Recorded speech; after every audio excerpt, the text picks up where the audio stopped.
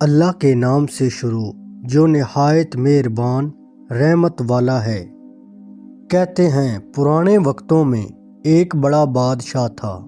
ایک دن وہ بہت خوش ہوا تو ایک آدمی کو بلا کر کہا، آج سورج ڈوبنے تک جتنی زمین کا دائرہ مکمل کر لو وہ تمہاری، مگر شرط یہ ہے اگر سورج غروب ہونے سے پہلے واپس نہ پہنچے تو کچھ بھی نہیں ملے گا۔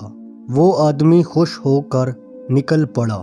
صبح کی ٹھنڈی ہوا تھی، دل میں جوش تھا۔ چلتے چلتے دوپہر ہو گئی۔ دل نے کہا اب واپس لوٹ چل، کافی زمین ہو گئی ہے، مگر نفس نے کہا ابھی نہیں، ذرا اور آگے۔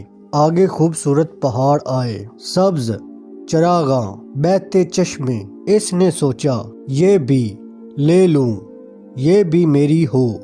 یوں وہ لوٹنے میں دیر کرتا گیا۔ اب سورج ڈھلنے لگا، سائے لمبے ہونے لگے، ہوا میں ٹھنڈک آ گئی، مگر دل میں گھبراہٹ بڑھ گئی۔ وہ دوڑا، سانس ٹوٹنے لگی، دل زور زور سے دھڑکنے لگا۔ عصر کے بعد سورج جیسے پگھلنے لگا۔